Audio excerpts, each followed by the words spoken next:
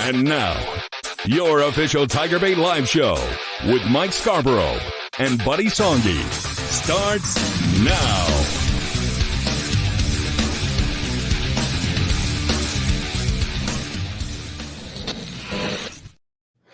Let's jump right into it. Big show tonight. TigerBait live. Buddy Songy, Mike Scarborough here with you. And this game is one that I've talked about for months with South Carolina. 11 a.m. kickoff that I thought was a dangerous football game. And now we see what the weather conditions are likely to be like. And LSU with some defensive struggles and still trying to find the right combination. And South Carolina, after an impressive win over Kentucky, they're certainly going to have a packed stadium and giving their fans giving it everything they've got. And so this game looks to be a lot tougher than anybody thought it was going to be in the preseason. So we're going to talk about that. Both men's and women basketball teams with big commitments this week. We'll talk about that and much more. Welcome in, buddy. Good to see you, Mike Scarborough. And, you know, Mike was trying to tell me a couple of weeks ago, look, everybody knows me. I'm pretty damn hard-headed.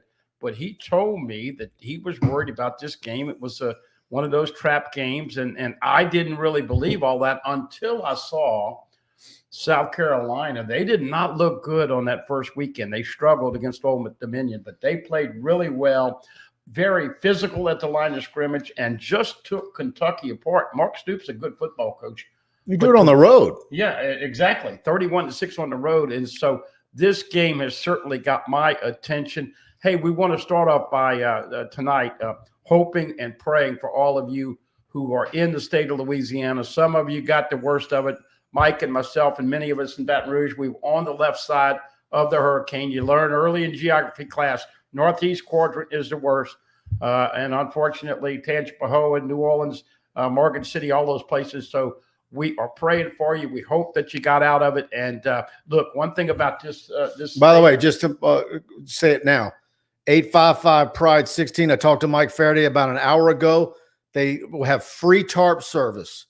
So if any of you that are on the North Shore, Southeast Louisiana, or Houma, New Orleans, anywhere, if you've got roof issues, call them 855-PRIDE-16, and they will come out and tarp your roof for free.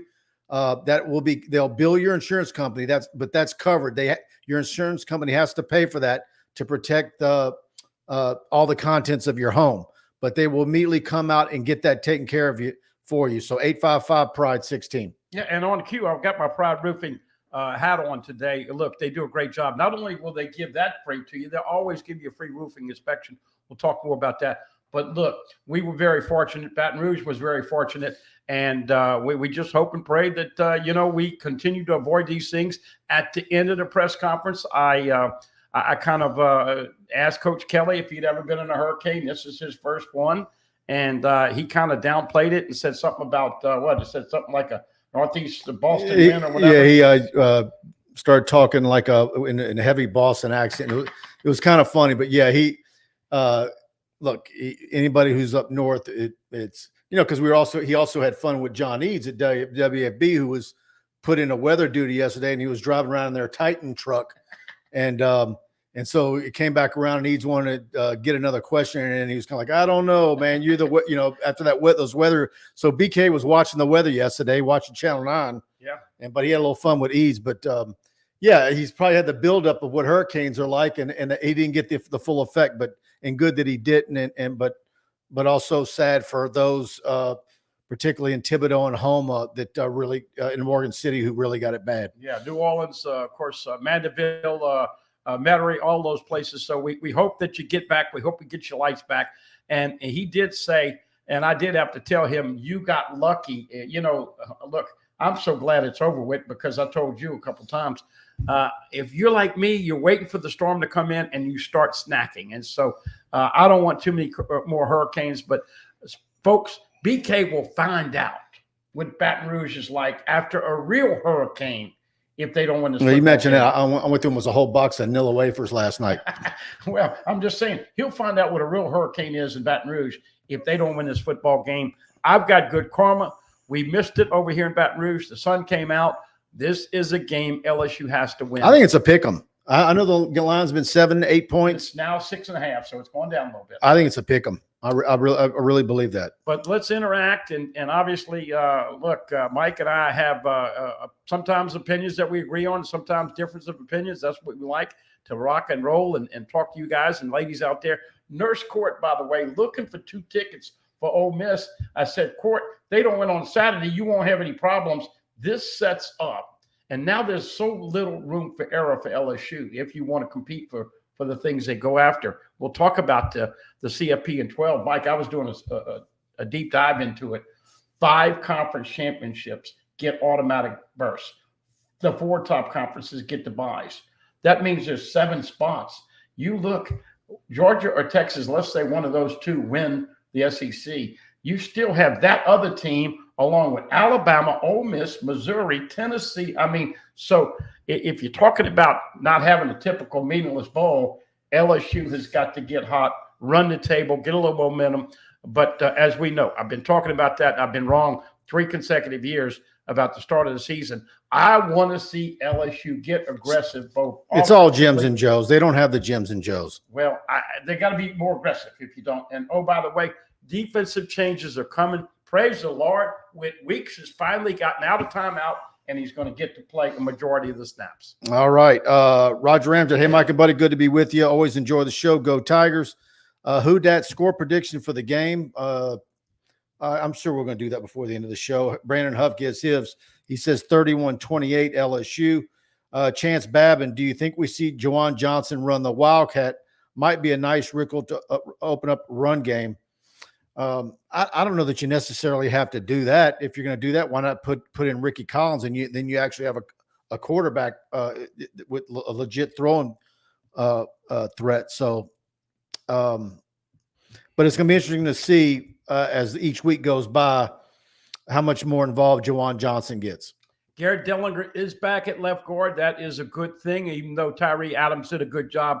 You got to get inside run game working. But what I was saying, Mike, and I don't think BK caught the whole gist of my question today, LSU's got to be more aggressive. I mean, you look at the play calling in the last 8-9 minutes against USC, and you look at this, they were sleepwalking. They finally won by 20 points or whatever. But I want to see them more aggressive. Defensively, the stats are ugly. 2 sacks, 1 takeaway, 0 interceptions. It's not what we thought we were going to see with Blake Baker. But now let's get into this. He did admit that Greg Penn, Harold Perkins, and Whit Weeks might be on the field at the same time. What do you think? That's when Spears. And Spears is coming in at safety, and Sage Ryan is coming in at safety. But what do you do with Major Burns? Yeah. That's the question we're waiting to see. DA says, Mike, I wish you had a 3-hour show every day. Man, that's those guys that do 3-hour shows, man, that's quite an undertaking. But that's all those guys do as well. So, yeah.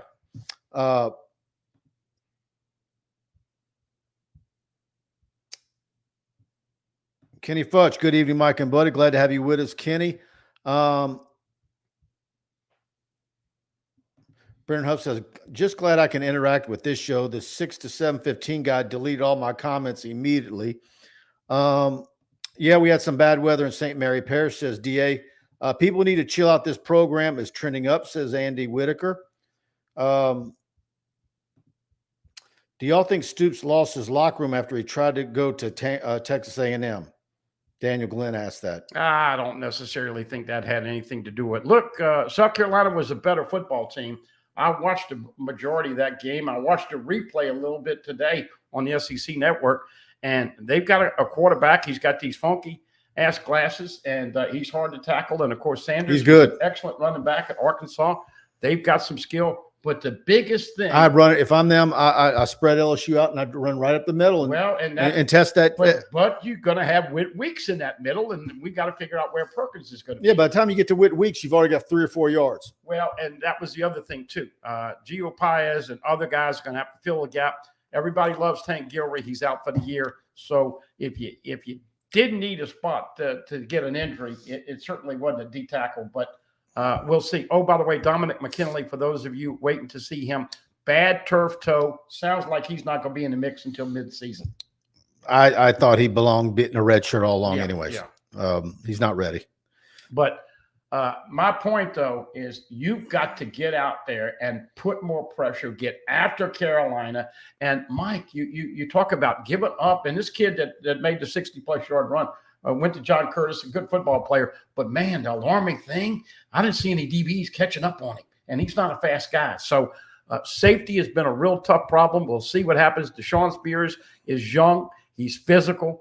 He's going to make some mistakes. But Arden Gilbert and Jordan Allen, Jordan Gilbert and Jordan Allen have left a little bit to be desired. So we'll see what happens. I guess Stamps and P.J. Woodland and, of course, Zay Alexander are going to be most of your corners. You still have J.K. Johnson and Jair Brown. So, but I want to see them play more aggressive. That's what I'm trying to say. Get after people but it's not. But I mean, that would suggest that they haven't been aggressive. I think you can only be as aggressive as your talent. I mean, there's a lot of risk for doing that. All right, let me ask you something. How many times you seen Harold Perkins blitz this year?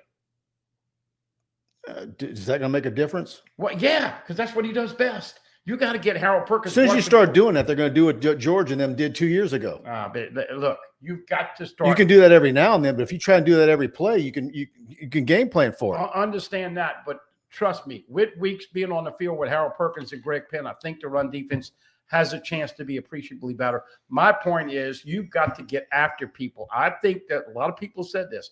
They have been conservative and playing not to lose. There's no room for error. You better get after people right now, because if you lose this game, this season is definitely who was the defensive coordinator that made it rounds of the SEC? He was at Mississippi State for a while. He was always blitzing. Well, who's that guy? 20-something years. You know what I'm talking about? Yeah.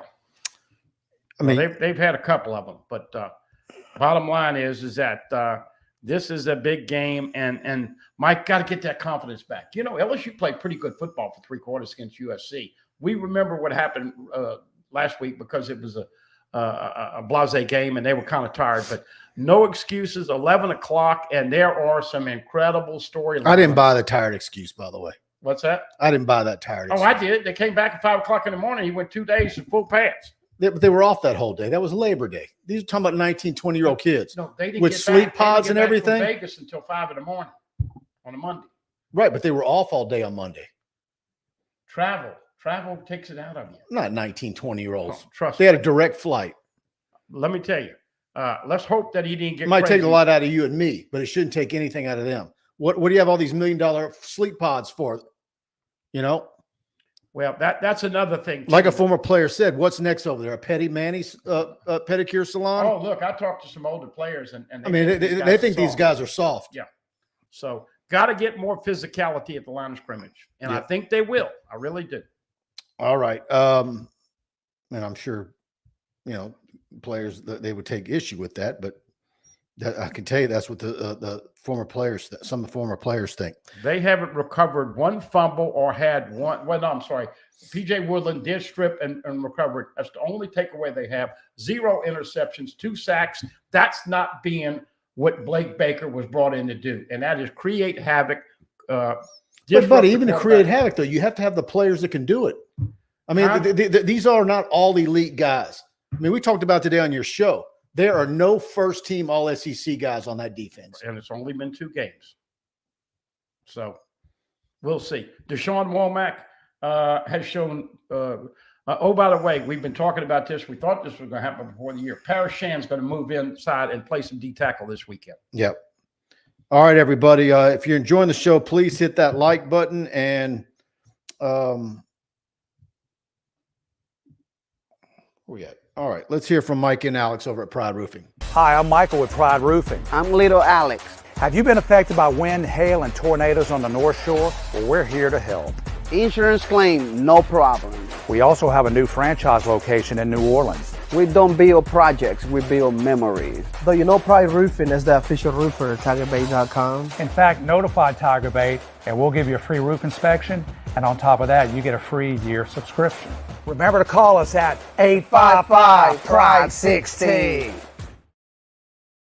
All right, 855-PRIDE-16. Like I mentioned earlier, if anybody's got any roof issues and they're going to come out and tarp it for free for you at Pride Roofing, say TigerBait, And with your free roof inspection, you're going to get TigerBait Premium free for a year as well. They'll work with your insurance adjuster. And but absolutely, they've scrambled all their workers and brought in extra to get out to everybody in Southeast Louisiana that has any roof issues after Francine. Okay. Always giving back to the community. Pride Roofing, 855-16. Doesn't matter, commercial, real estate, residential, metal roofs, always. And once again, remember, the roof over your head is just as important as the roof over theirs. They prove it with all of the tarps that they're delivering to everyone. Yeah, it was Jolie Dunn. That's him. Jolie Dunn, yeah. Yeah. Mississippi State had a couple of them, too.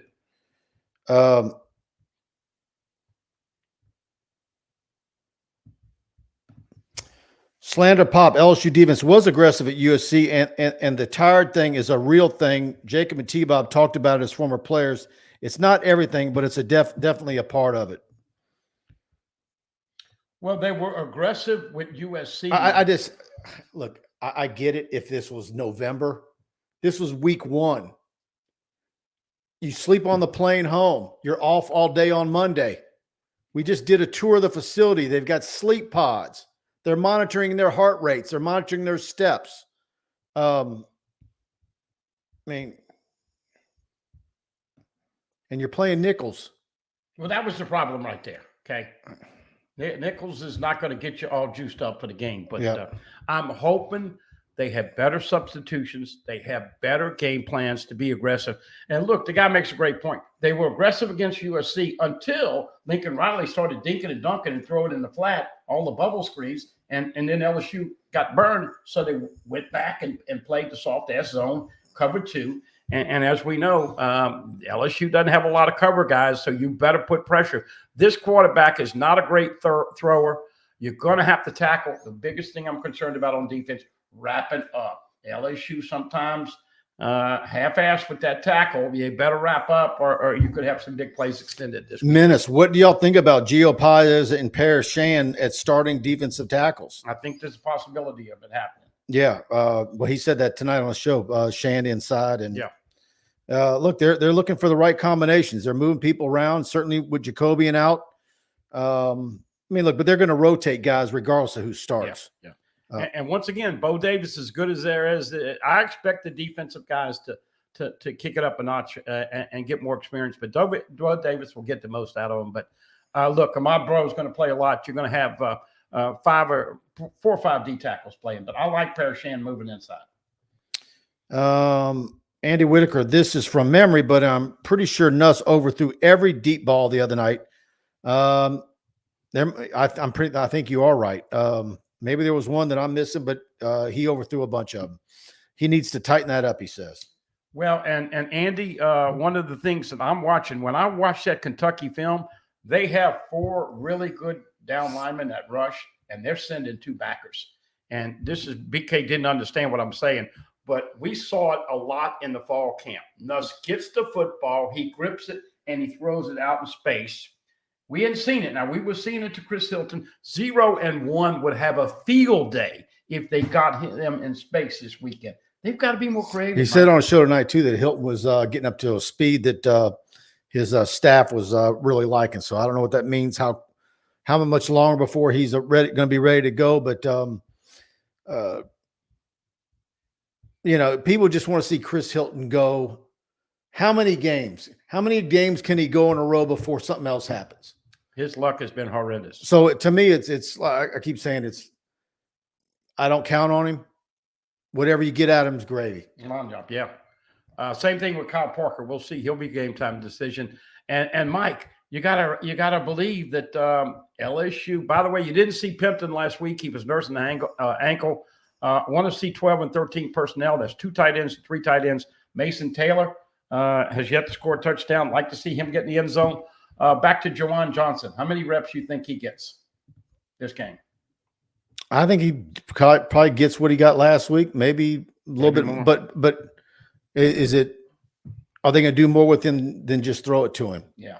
As each week goes by, I think he's going to learn more and more about, but are they going to hand it off to him? And don't get upset, fans, when you see Josh Williams playing a lot on Saturday, because he's the best pass protector that you have. He's the best blocking running back, and they are going to be sending 5 and 6 and 7 sometimes. What I was saying is, just get it out in space, quick slants go. It is true, though. They have not hooked up on the deep ball like they want to so far. Oh, Danny girl, if you look at early mock draft rankings, we only have 4 players on the entire team ranked high enough in their position group to even be draftable. The rest are currently in the UDF range of rankings. But all of that's so early on all of that. Danny girl, look, one thing that can't be disputed, you and Nurse Court are 2 of the better female LSU fans. Nurse Court made it. Ask her, Danny girl, if she made it to Vegas. I know Nurse Court made it. A lot of people made it. I must have known 100 people that went. Everybody enjoyed it. It cost a lot of money. The bridge after the game was certainly problematic, but a great trip other than not winning the football game at the end. Chucky, Mike, LSU is going to win by 2 scores, and I don't mean field goals. That would be a nice win, Chuck, particularly if it's raining and nasty like we think it might be. And the way things have gone the last 2 weeks, to go on the road in a tough environment and to win by 2 touchdowns, that would be a nice shot in the arm, I think. Lee Corso is going to pick the Gamecocks. Paul Maneri, I predict, will be introduced before the game or at halftime. And Dawn Staley, everybody's favorite in Baton Rouge, will be the guest picker. Well, you know, buddy. Yeah, Paul Maneri, you got to see him. But Dawn Staley's going to be all over that team. You know, I even as a Tiger fan, are going to be so. I even had 19 players on this last team that Jay had. Yeah, I recruited them. Yeah. That's me imitating Jacques. I understand. Imitating. Got to be ready. 11-12 is the kickoff. 12-12 over there. It is Eastern time. If you go in there, 11-12. And, hey, my buddy Chris Fowler with Herb Street and Holly Rowe on the call. I much prefer Chris Fowler on the call than Reese Davis. Randall Offrecht, good evening, fellas. I'm curious, why does Brian Kelly do a press conference after practices? I find that overkill. Well, he does the one on Monday, and every coach has done that. That's I don't know if he did that at Notre Dame, but that's been the scenario since was Saban doing that too? Was it Saban did Wednesdays, but see, the radio show was at Wednesdays, okay? So usually they do a show right before they go do the radio show. Yeah, so it's always been twice a week. Yeah. And it's injury updates and the latest are going on. So, you know. And usually they're half the length of the Monday. No, this was 15 minutes or something today, huh? Yeah. No, it usually goes no more than 20. Media had a rough day today. There was only 3 or 4 people asking questions. I saw some people were replying to our upload of the BK presser saying weren't too happy with the quality of the questions from overall today. No, but I'm saying there was only 3 or 4 guys that asked him. I thought you'd come in there and ask him a question about running back. Well, I was jet lagged. No, I thought you were going to ask about the running back rotation. Mike's got experience there, folks. Yeah. All right. Danny girl said no Vegas for her. She doesn't have Mike money. Yeah. Hughes Bowden, rain chances are way down now. Should not be a factor. Well, good. That's good. I hadn't even checked that. Did you know that? I haven't checked it either. That's good to know. But Hughes and his family, great fans and great Tiger fans. Ryan Stadler, if they did somehow lose this game, it will feel like LSU consistent with being inconsistent as a championship program. And Andy Whitaker, I think this team came into the season with too much confidence and they got checked the first 2 weeks. I think they come out Saturday on fire with more focus. Big win this weekend. I think LSU's just got to avoid some of these injuries, just particularly after going through the whole month of August with nothing. It's to lose Guillory and then to have Parker and then Hilton was healthy all spring. The first 2 weeks of camp, and there it was at third week, right when he looked good, folks. He was the deep threat. He always looks good. They were throwing him to the ball in space. He was running, and then it got the bone bruise. So that'd be a real treat if he was able to go. What we're hearing with the bone bruise is how much pain can he handle. So I know they want to get him up. Hilton probably runs 22 miles an hour. We got all these saltwater pools. I mean, we got everything in there. Sleep pods, tanning beds. Don't be jealous. Barbershop. Yeah, Keith Parker. Baker owns South Carolina. All right. Yeah. Baker shut down South Carolina. I have not. I started watching. I'm about probably 2/3 of the way of episode 1. He's asking, have you seen The Money Game on Amazon? It's a 5-hour recruiting tool. Yeah, when we went last week, that's what it is. I mean, you can't buy that branding, and that's highlighted right on the. You log into your Amazon Prime and start choosing something to watch. It's right there, front and center. LSU galore.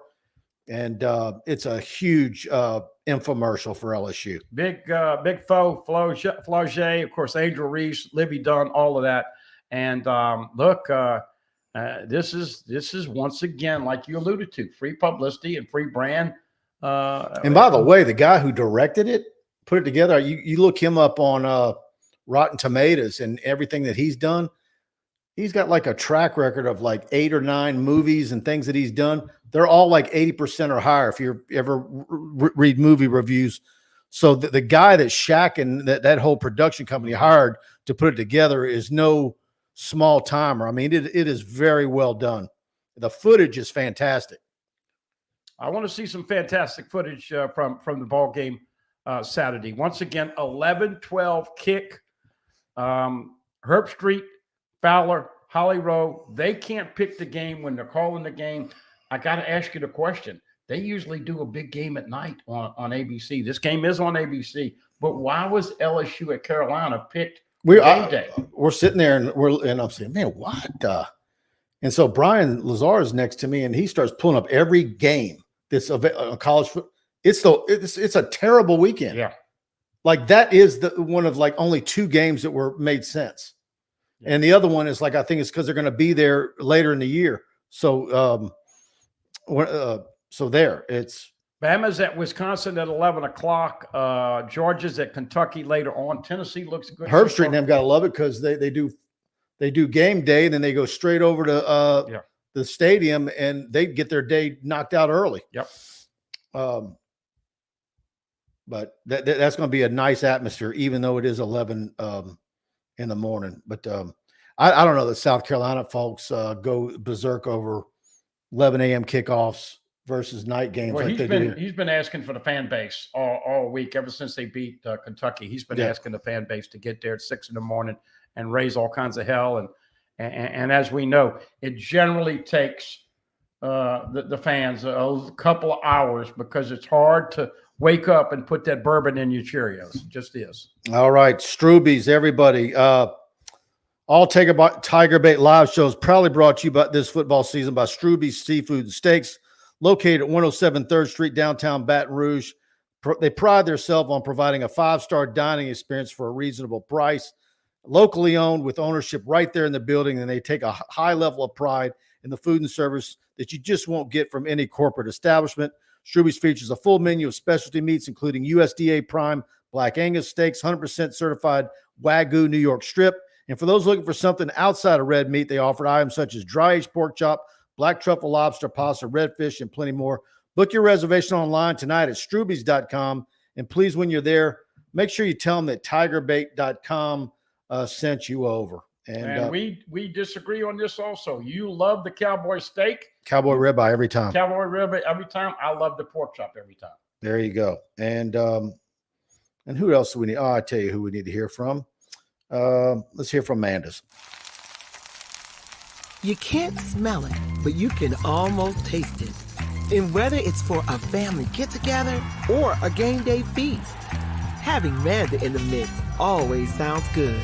For 3 generations, their quality meats and original seasonings have made Manda a Louisiana legend and made their family sausage Louisiana's family sausage. Manda Fine Meats, the flavor says it all. All right, there you go. I was in the grocery Monday and saw everybody going crazy and buying up all the bread because they saw Francine coming. And what did I do? I got a pound of Manda's spicy Cajun roast beef sliced for sandwiches. So I was ready, even though we barely got a 40, 50 mile an hour wind here. But Manda's is a Louisiana institution, buddy. No doubt about it. Hey, madewithmanda.com is the website. And do what we've been saying all football season. make sure you have plenty of Manda for game day. And I'm going to give you the first crazy left field buddy prediction. Xavier Thomas, sometimes called Zion by the coach, takes one to the house. Book it. It's going to happen. And when it does, you get in on all your Manda products. Your Buddha, your sausage, your ham, your roast beef, your turkey breast, andouille, all of those products. Been doing it, folks, almost 80 years, 1947. Make it Manda every time you shop. We appreciate you out there. Daniel Kelly, are y'all going to be on after the game? Well, it'll be myself and Preston, and we'll be we're always able to go live with our post game easier and quicker when it's LSU on the road. So we should be live with our post game show probably within 45 minutes of games in. So be on the lookout for that. Yeah, 11-12 kickoff, probably going to finish somewhere around 2:30 or 2:45. So that puts you on the air 3:30, 3:45. Brandon with the question of the week. Will the Tigers be able to establish a running game? You know, this is one of the things that we talked about after that first game. Everybody knows BK went in that locker room, told Holly Rowe, we need to run the frickin' football. And I think everybody agrees with that. I still think LSU has to throw to set up the run. And we'll be interested. You had a couple people talk to you about splits on the offensive line. There's a lot of conspiracy theories out there. This is a game that we're going to find out if LSU's got the physicality that they need to win games in the SEC. I talked to a longtime offensive line coach who I respect a great deal Sunday, and he said that he looked at LSU's offensive line splits and he didn't think they were wide enough.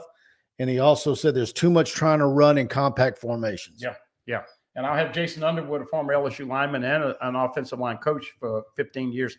I'll have him on. I'm going to ask him that. But really, the spacing is right when you draw it up, he said.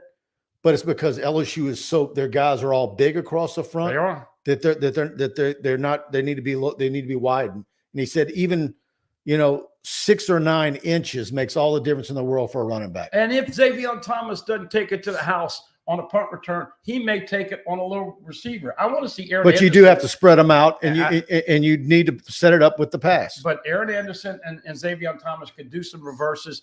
Also, and more of that Nussmeier running like he did against Nichols. Yeah. I think that helps. Yeah. Well, but here's the other thing too now. Everybody knows they're going to double Kyron Lacey. Shane Beamer and their defense are going to double Kyron Lacey. So you're going to have some opportunities for those other guys. CJ Daniels may have an opportunity to have the breakout game. Number 4, don't be shocked if he gets in the end zone this weekend. Keith Parker, Missouri didn't have All-Americans in Baker's defense, and he took care of Rattler and a better offense. And that's what we're talking about. Look, there's some people who believe his personnel at Missouri last year was actually better than what LSU's got this year. I don't know who believes that. I mean, look, LSU, you just don't know how they're going to play. I think between questionable upperclassmen and talented newcomers, it's a mixed bag. Well, that's the problem, though. The newcomers don't know enough and they hate to put the guys out there. You got to put the Sean Spears and Colin Jackson and Whit Weeks and these guys. Also, let's see if Braden Swinson could get his first sack of the year. We talked to his dad before the game. I don't even know if it's sacks is as big of a deal. It's just getting your hands up and hurries. Getting there and be disruptive. And force some takeaways. This team has got to be a little bit more physical. And P.J. Woolen did a great job last week with the reception. Of course, knocked the ball out, made the tackle, recovered the fumble.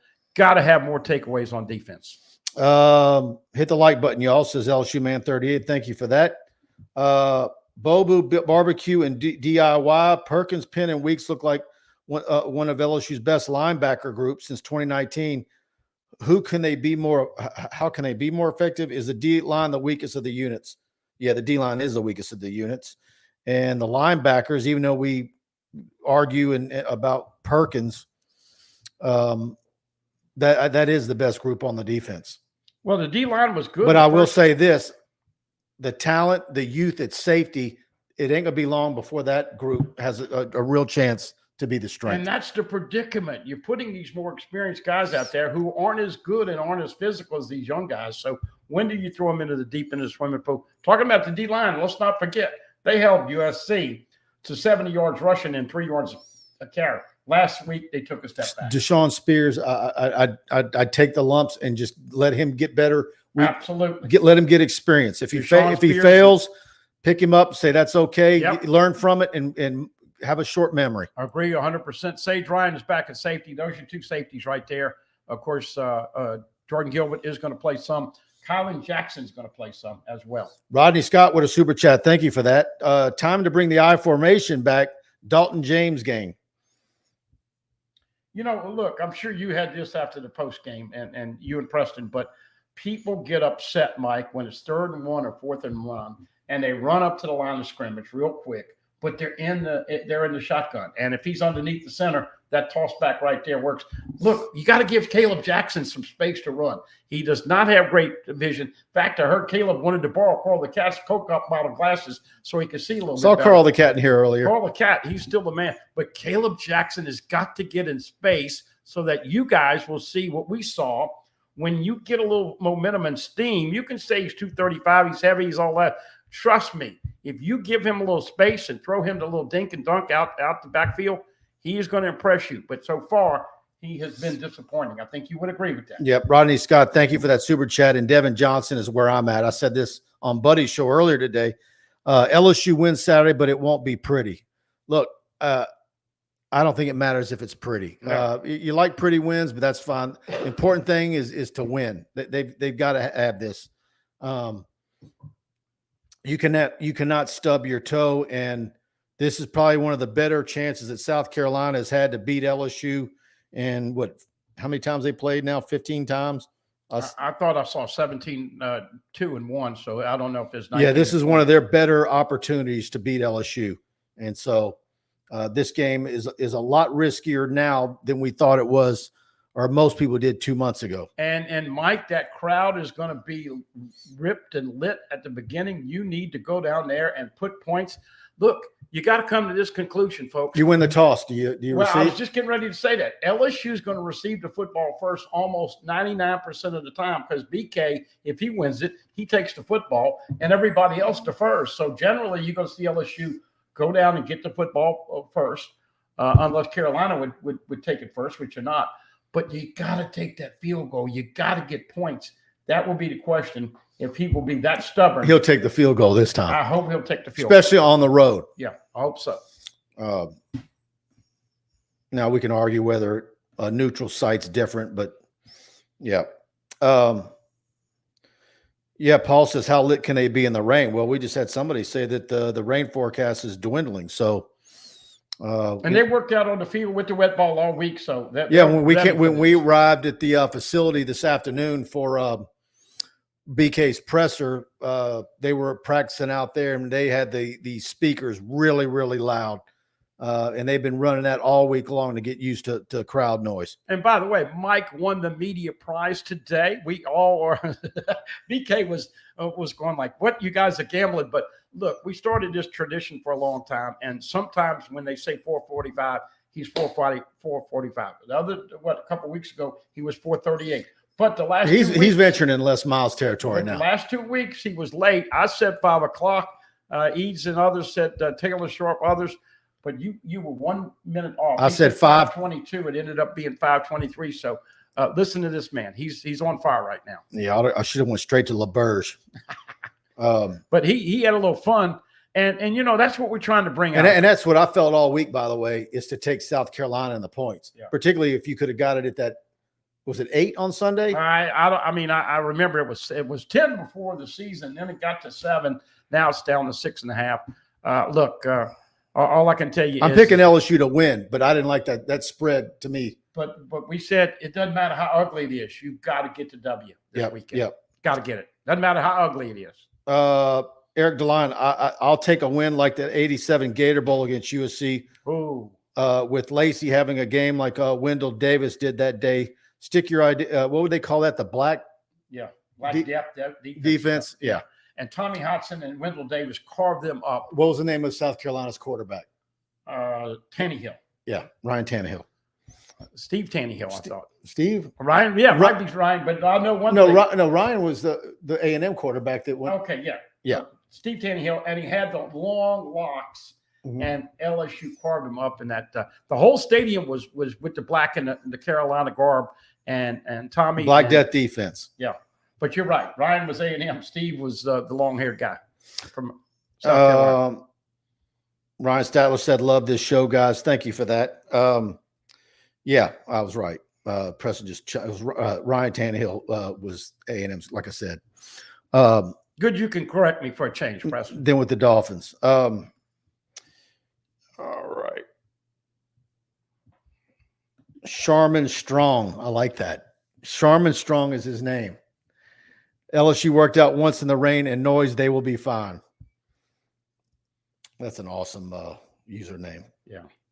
Especially since you're always talking about being like Charmin. Well, and I made jokes about USC having an NIL deal with Charmin, and lo and behold, they took the game away. Look, it's hard to forget. This is the other thing too, Mike, from a psychological standpoint.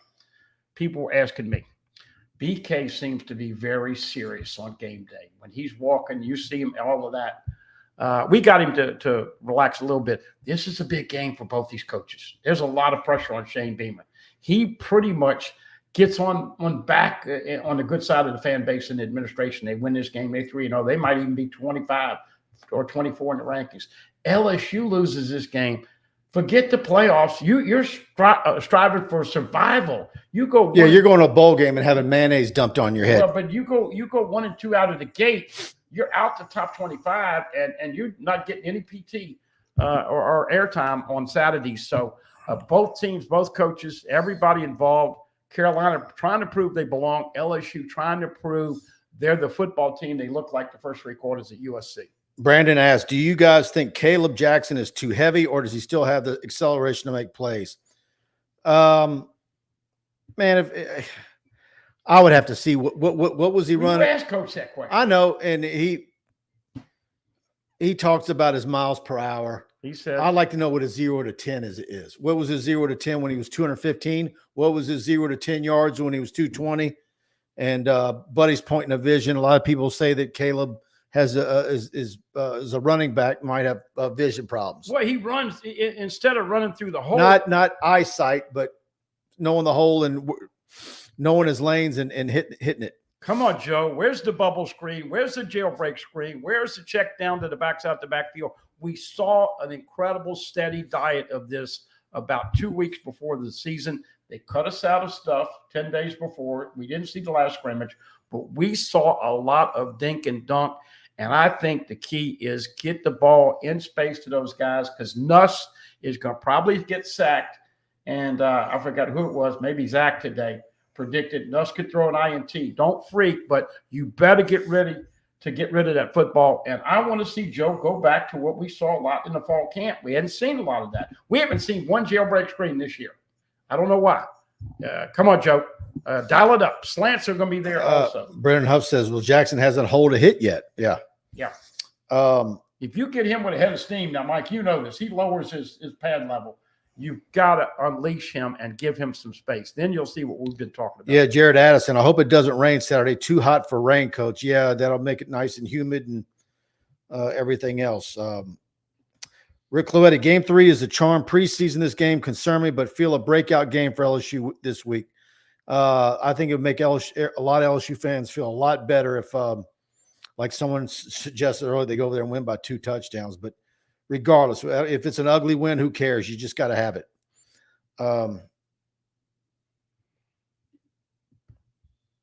Todd Ellis was the quarterback. Yeah. Yeah, but that was 87. Okay. That was Todd Ellis. Okay. Todd Ellis. Sorry. Well, look, we were enamored with Tannehill's locks, but yeah, LSU, and that stadium was almost all South Carolina fans, and they didn't have a chance. That, to me, once again, is the big key here, Mike. LSU's got to get on top and but that put the pedal to the metal the whole game. Okay, that was the Gator Bowl, and was the next year they played in the Hall of Fame Bowl? I don't remember them playing back-to-back bowl games, but CB Allen, this game in this situation screams LSU blowout. Yeah, I'm not there. It'd be nice though. I got LSU winning, but I'm not ready to pick the blowout because, as we alluded to, it's one thing to play a good half or 3 quarters. I'm ready to see LSU play 4 quarters of football, and I think Coach Kelly is as well.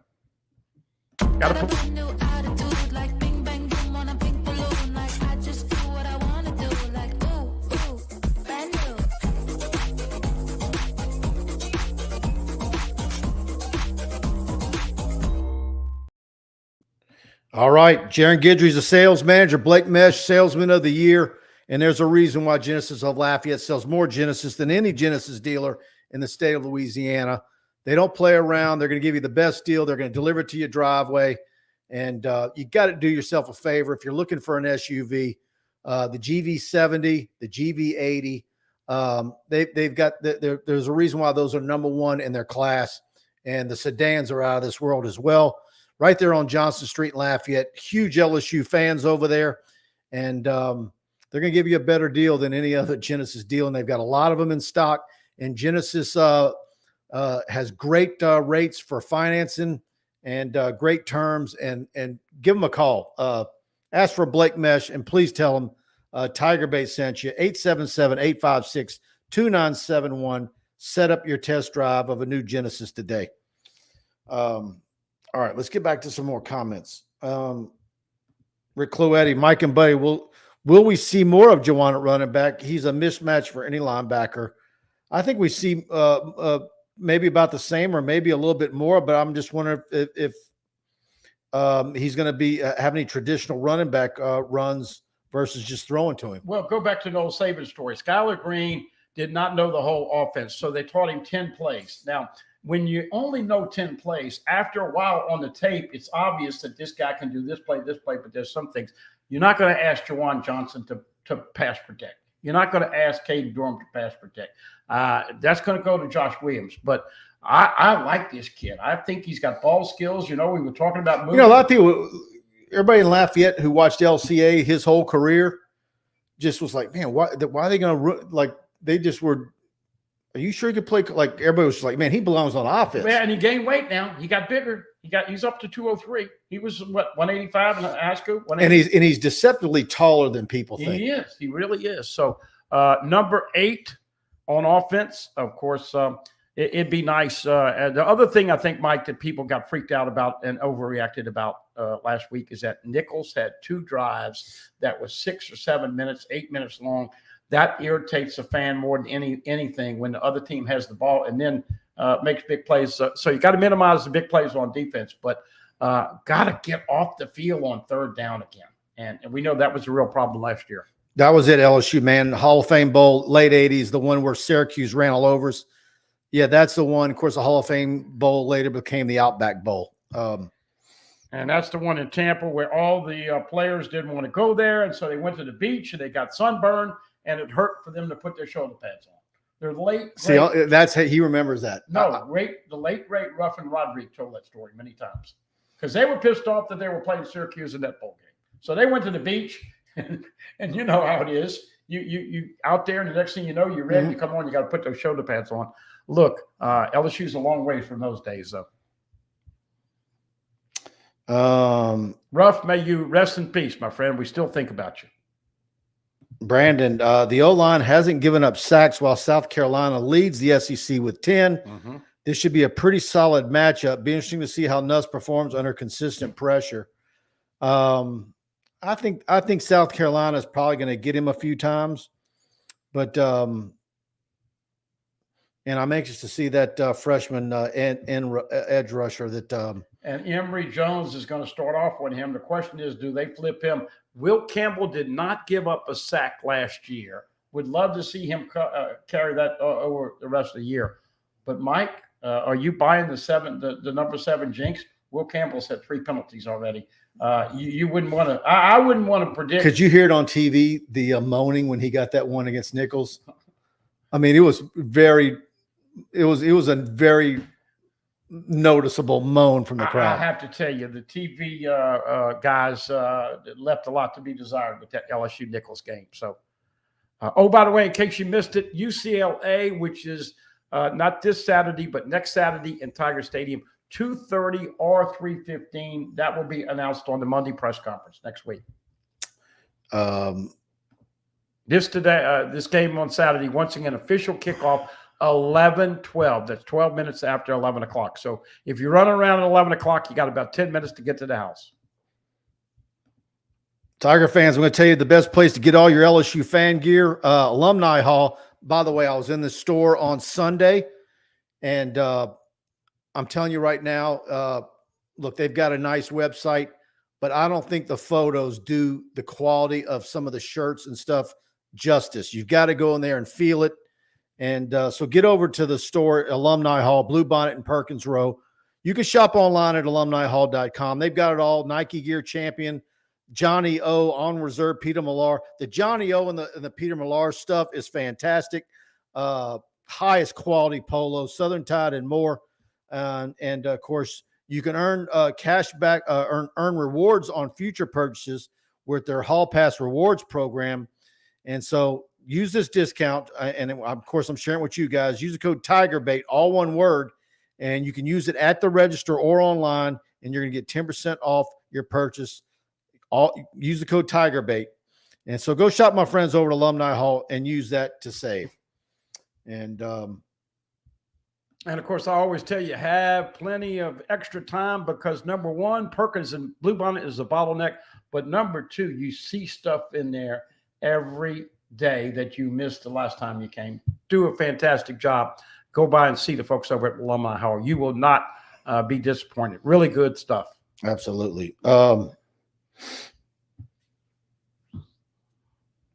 Bill Freer, and I don't even know who they were. They said those TV guys should never call another game. Absolutely terrible. Oh, man, they left a lot to be desired. One guy kept giving himself a pat on the back, talking about his day of playing and all that other stuff. I understand he's trying to relate to the audience, but, man, I don't want to see any more SEC Network productions, plus productions. Mm-hmm. This one's on ABC, so.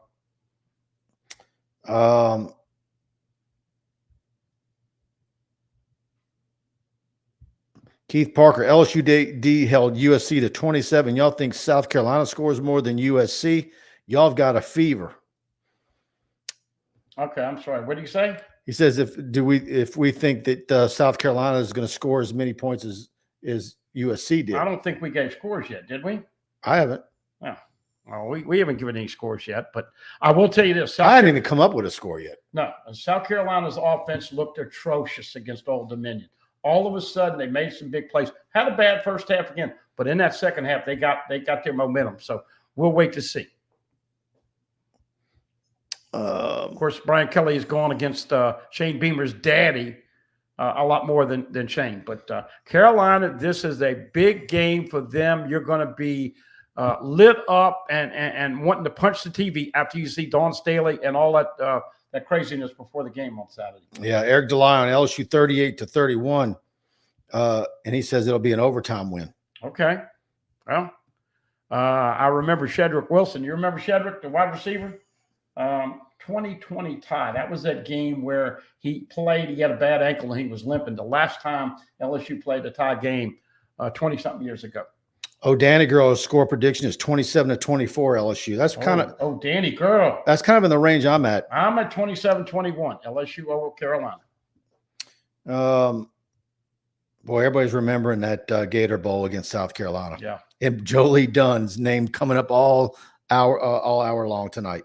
Yeah, Chance Babin, thanks for bringing it up. LSU women's basketball got a huge commitment, and like he said, Dawn Staley really wanted her, and but Divine Barrage, 5-star guard, Davenport, Iowa, and number 5 player overall, Hoop Girls, and that is absolutely a very significant commitment for LSU, with more to come. I think this recruiting class for LSU is going to be out of this world. Coach Reedus and the entire staff, Kim Mulkey, all doing a fantastic job. And he's agreeing with you. And so today is the 12th.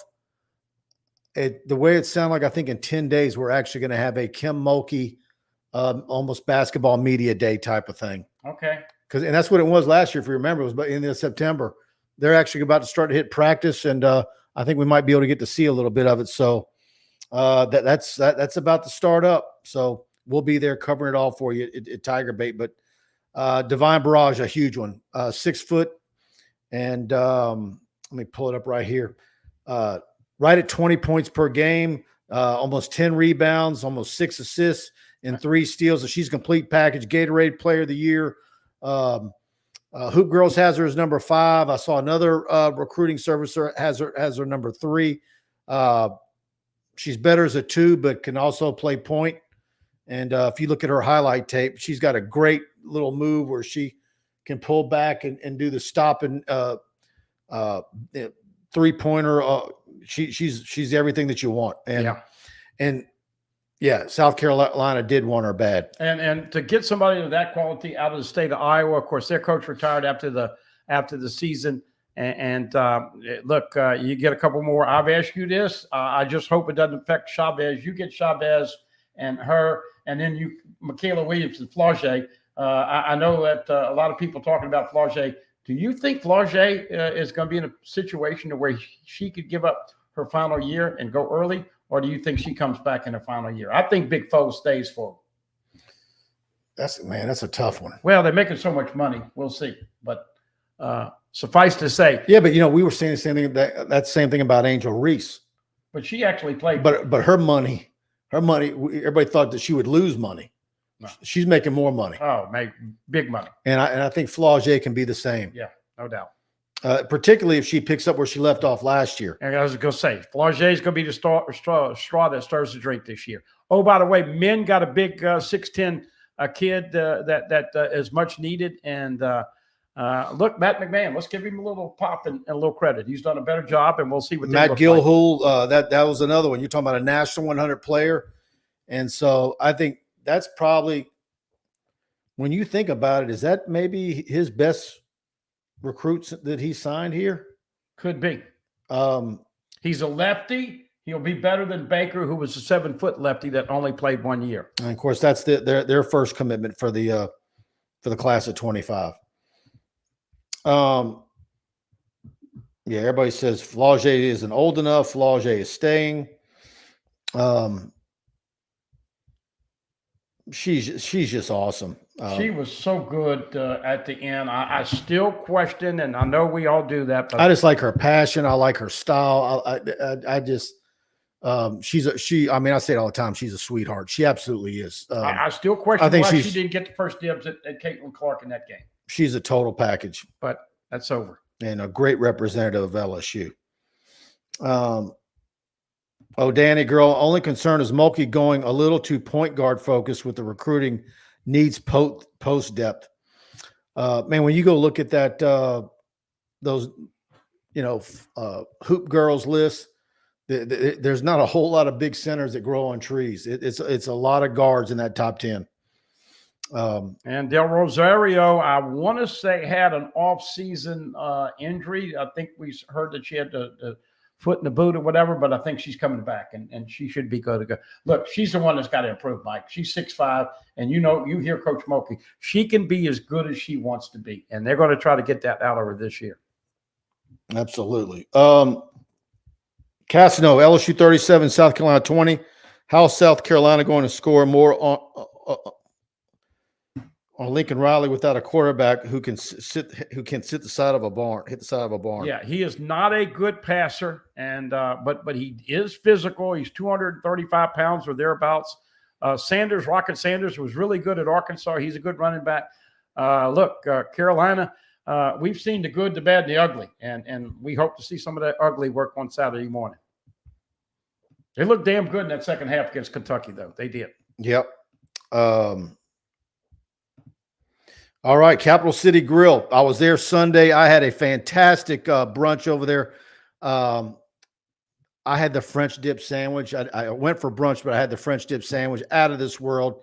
And so another locally owned great restaurant, downtown Baton Rouge. Great brunch on Sundays. Get over to them. But also one of the best lunch spots downtown Baton Rouge, 100 Lafayette Street. Capital City Grill is your ideal lunch and dinner stop for your casual dining experience.